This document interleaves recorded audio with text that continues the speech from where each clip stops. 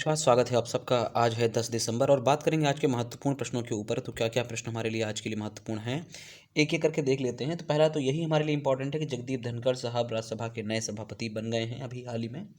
भारत और मध्य एशिया के जो एनएसए हैं, नेशनल सिक्योरिटी एडवाइज़र हैं, उनकी एक बैठक हुई है प्रधानमंत्री की अध्यक्षता में। साथ ही साथ नाबार्ड के नए अध्यक्ष बन गए हैं। क्या नाम है उनका, क्या क्या काम है नाबार्ड के, वो सारे देखेंगे। इसके अतिरिक्त विश्व भारोत्तोलन चैंपियनशिप का जो आयोजन किया गया, उसमें मीराबाई चानू ने कौन सा पदक जीता है, वो भी बात करेंगे।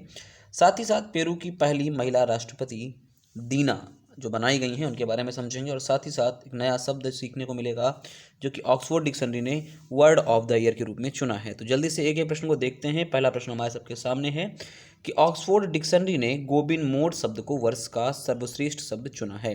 तो सबसे पहले दिमाग में हमारे यही आना चाहिए कि गोबिन मोड है क्या। Goblin mode is Oxford dictionary word of the year, we know that, but important ये है इसका अर्थ क्या है। इसका अर्थ ये है कि बिना रिग्रेट के एक ऐसा व्यक्ति जो गंदा रहे, एक ऐसा व्यक्ति जो आलसी दिखे, उसके लिए एक शब्द का यूज किया जाता है, उसका नाम है गोबलिन मोड।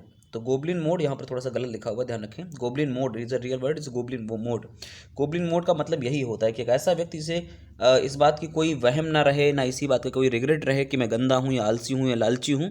ऐसे शब्दावली के लिए ऑक्सफोर्ड डिक्शनरी ने गोबलिन मोड नामक शब्द का चयन किया है और यही ऑक्सफोर्ड डिक्शनरी का वर्ष का सर्वश्रेष्ठ शब्द रहेगा। ध्यान रखना इस बात को। 2009 में ये शब्द सबसे पहले सामने आया था ट्विटर के माध्यम से, तो ये चर्चा का विषय बना रहा, खासकर कोविड की ड्यूरेशन में ज़्यादा चर्चा का विषय बना रहा, तो इसलिए गोबलिन मोड आपके लिए इंपॉर्टेंट एक वर्ड होगा। चलिए आगे बढ़ते हैं कि नाबार्ड के नए अध्यक्ष पद पर केवी शाह को नियुक्त किया गया है। तो केवी शाह जो पिक्चर में आप देख पा रहे हैं, ये है केवी शाह। तो अपना जो नाबार्ड है ये क्या काम करता है, तो इसके पहले फुल फॉर्म देख लेते हैं। नाबार्ड का अपना फुल फॉर्म ये है कि national bank for agriculture and rural development. कई बार परीक्षाओं में तो इसका सीधा नाम पूछा जाता है, तो इसके बारे में आपको ध्यान में रखना पड़ेगा। तो मोटी माटी बातें हम नाबार्ड के बारे में पहले कर लेते हैं, उसके बाद मोटी मोटी बातें इसके अलावा क्या क्या इसके फंक्शन हैं या सुपरविजन्स क्या क्या हैं, डेवलपमेंट के काम क्या क्या हैं, सारी चीज़ें देखेंगे। तो सबसे पहले ध्यान रखना है कि 1982 में 1982 को शिवरमन समिति, डॉक्टर शिवरमन समिति की अनुशंसा पर इसकी स्थापना करी गई थी। तो कई बार पूछा जा चुका है प्रश्न, किसकी समिति की अनुशंसा पर इसकी स्थापना करी गई थी। तो 1982 में डॉक्टर शिवरमन की सिफारिश पर या समिति की अनुशंसा पर ये स्थापना करी गई थी नाबार्ड की। नाबार्ड के फंक्शन क्या होते हैं, जितने भी ग्रामीण बैंक होते हैं, रूरल बैंक होते हैं, उनको ये पैसा मुहैया कराता है जिससे कि एग्रीकल्चर सेक्टर के लिए सीधे किसानों को धन मुहैया कराया जा सके। सुपरविज़न यही है कि ज़्यादा से ज़्यादा कृषि क्षेत्रों में योगदान दे सके बैंक, एक कहीं ना कहीं किसानों के हितों की रक्षा कर सके, इसके लिए इसके सुपरविजन है। और डेवलपमेंट तो जाहिर सी बात है, अगर किसान को कम दर के ऊपर ब्याज मिले या फिर अच्छी तरीके से कृषि संबंधित उपकरणों के लिए जो अच्छी तरीके से फंड हो पाए, तो जाहिर सी बात है डेवलपमेंट पूरे ही हो पाएंगे कृषि चीज़ों के लिए भी। भारत एक हमारा वैसे भी कृषि प्रधान देश है, तो ये आप जानते ही हैं। खैर, नाबार्ड का जो मुख्यालय है वो है मुंबई में। तो ये बातें ध्यान रखना कि नाबार्ड का जो मुख्यालय है वो है मुंबई शहर के भीतर।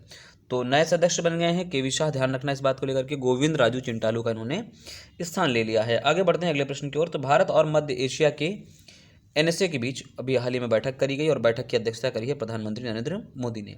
ध्यान रखना हमारे जो एनएसए हैं ये आपको बीच में दिखाई दे रहे होंगे, श्री अजीत डोभाल जी।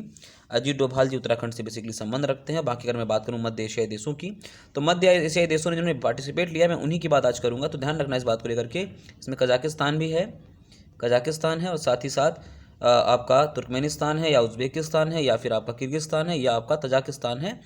इन देशों ने पार्टिसिपेट किया। तो ये 5 ऐसे देश इन्होंने पार्टिसिपेशन लिया है किसके भीतर, भारत और मध्य एशिया के एनएसए की बैठक के भीतर। और प्रधानमंत्री ने अध्यक्षता करी। ये बात ध्यान रखना कि भारतीय प्रधानमंत्री द्वारा इसकी अध्यक्षता करी गई है।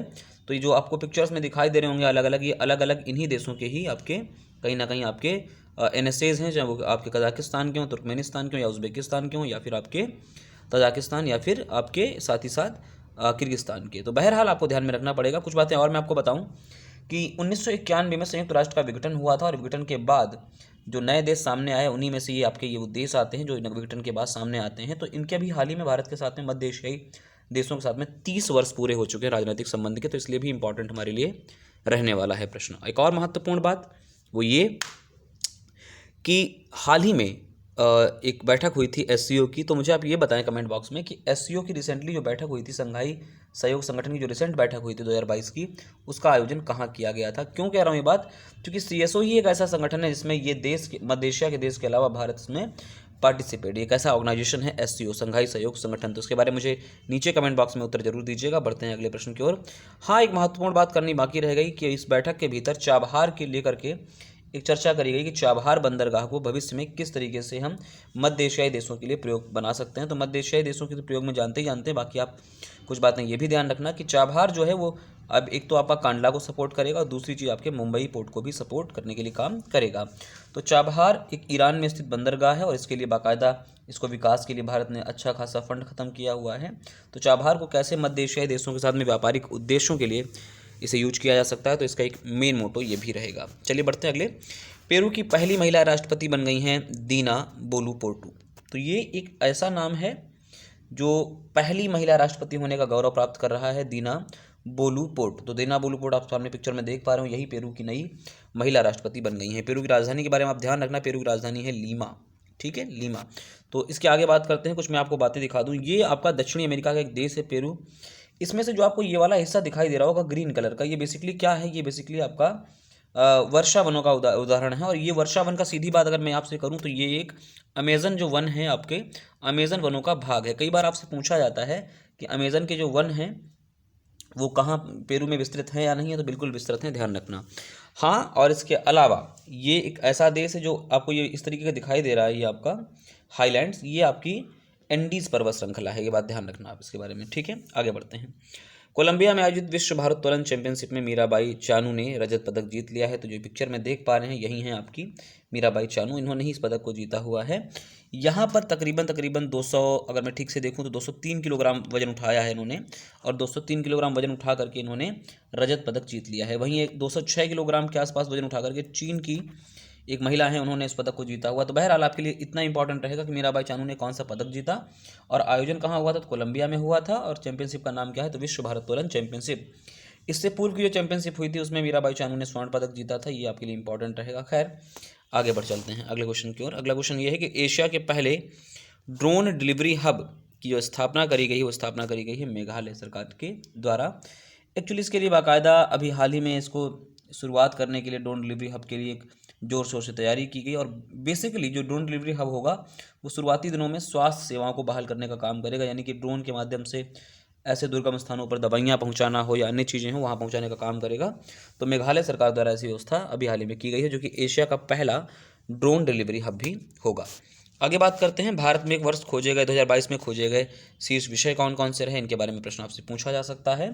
तो ध्यान रखना, जो सर्च बॉक्स में ट्रेंडिंग में रहा वो आपका IPL इसमें शीर्ष पर रहा, और साथ ही साथ कोविन जो पोर्टल था ये नंबर 2 पर रहा, और तीसरे स्थान पर फीफा विश्व कप जो कि कतर में अभी समय आयोजित किया जा रहा है, ये आपके चर्चा में रहे। और साथ ही साथ how to vaccination certificate download के लिए ये एक प्रक्रिया है जो कि शीर्ष रही। और साथ ही साथ अगर मैं व्यक्तिगत श्रेणी में बात बताऊं तो नंबर 1 पर जो नुपुर शर्मा रही, भारत BJP की स्पोक पर्सन थी नुपुर शर्मा, ये सर्वश्रेष्ठ खोजी गई व्यक्तित्व में इन्होंने शीर्ष स्थान प्राप्त किया हुआ है। तो ये भारत में 2022 में खोजी गई चीज़ें थीं। चलिए अगला क्वेश्चन है, तमिलनाडु में कार्तिकेय दीपम महोत्सव का आयोजन किया गया, और ये जो आयोजन किया जा रहा है, पिक्चर जो आप देख पा रहे हैं ये पिक्चर है मदुरई की। तो इसका जो आयोजन किया जा रहा है वो मदुरई में किया जा रहा है। बेसिकली एक पुराना एक महोत्सव है जो कि दीपावली के जैसा ही मनाया जाता है। तो आपको ध्यान में रखना पड़ेगा कि इसका आयोजन कब किया गया, तो 6 दिसंबर 2022 को कार्तिकेय दीपम महोत्सव का आयोजन किया गया है। इसके बारे में आप सब ध्यान रखिएगा, कहाँ, तो मदुरई में, ठीक है। मदुरई में मीनाक्षी मंदिर आप सब जानते हैं, बहुत इंपॉर्टेंट है आप सबके लिए। खैर, times of person of the year 2022 से किसे चुना गया है, तो times person of the year के नाम रूप से चुना गया है व्लादिमीर जेलेंस्की को। तो ये जेलेंस्की जो आपको दिखाई दे रहे हैं ये हैं रूस के राष्ट्रपति महोदय, और इन्होंने वर्ष भर चर्चा में रह करके, या अभी युद्ध के कारण यूक्रेन और रूस के कारण चर्चा में रहा, तो 2022 के लिए इन्हें हाल ही में ये सम्मान दिया गया है। कौन सा, times person of the year. अगर मैं बात करूं 2021 की, तो 2021 में जो ये पिक्चर देख पा रहे हो ये है एलॉन मस्क। एलॉन मस्क को टेस्ला के बहुत उत्तीर्ण विकास के लिए या बहुत तेज़ी से विकास के लिए दिया गया था, और साथ ही साथ ये कई कंपनियों के मालिक हैं, चाहे पेपाल का हो या SpaceX की हो या फिर अभी आपको मैंने नाम लिया टेस्ला। तो ये सारी कंपनियां एलन मस्क की कंपनियां हैं। 2021 के लिए इन्हें दिया गया था। साथ ही साथ 2020 के लिए जो दिया गया था, तो 2020 में जो दिया गया था वो दिया गया था 2 लोगों को, एक तो कमला हैरिस को और साथ ही साथ दूसरे व्यक्ति थे आपके जो बाइडेन, इन्हें ये सम्मान दिया गया था। तो दोनों बातें ध्यान रखिएगा कि कमला हैरिस और जो बाइडेन को 2020 के लिए, 2021 के लिए आपके एलन मस्क, और 2022 के लिए अभी व्लादिमीर जेलेंस्की को दिया गया है। वर्ष भर चर्चा में रहे। व्लादिमीर जेलेंस्की यूक्रेन के ही राष्ट्रपति हैं। चलिए आगे बढ़ चलते हैं, अगले क्वेश्चन की ओर देखते हैं क्या है। इसके अलावा कुछ टाइम्स मैगजीन द्वारा कुछ और भी चीज़ें चुनी गई हैं, देख लीजिए क्या क्या इंपॉर्टेंट है आपके। टाइम्स इंटरनेशनल इंटरटेनर माफ़ी चाहूँगा इंटरटेनर ऑफ द ईयर दक्षिण कोरिया के पॉप बैंड है ब्लैक पिंक को ये टाइम्स पत्रिका ने 2022 के इंटरटेनर ऑफ द ईयर से सम्मानित किया है।